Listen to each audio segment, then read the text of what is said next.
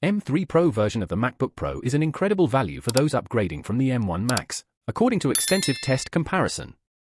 Apple's M3 Pro occupies the center position of the company's newest silicon family, but has been criticized by multiple outlets over its lackluster performance gains over the M2 Pro and having a lower memory bandwidth than its predecessor.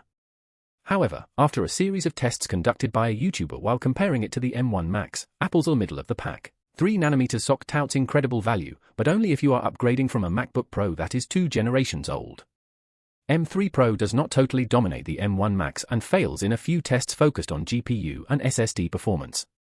The binned version of the M3 Pro featuring an 11-core CPU, 14-core GPU, 18GB of unified RAM, and 512GB of NVMe storage running in the latest MacBook Pro was tested by Vadim Yuriev, while getting compared to the M1 Maximum.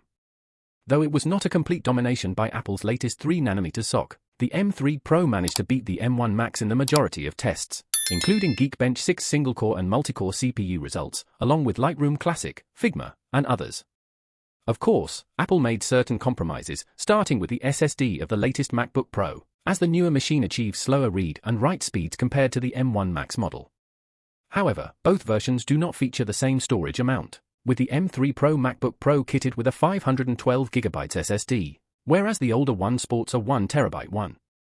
The M3 Pro also struggles in video and image export tests, with the M1 Max MacBook Pro beating it in Final Cut, 8K ProRes RAW, and Canon R5 4K. In the last test, the M3 Pro's MacBook Pro fans are running nearly double the RPM, indicating that the cooling system must work harder to achieve a similar result. Overall, the M3 Pro is a decent chipset and can also offer extended battery life, but if you stumble upon an M1 Max MacBook Pro deal that is significantly cheaper, that is a no-brainer.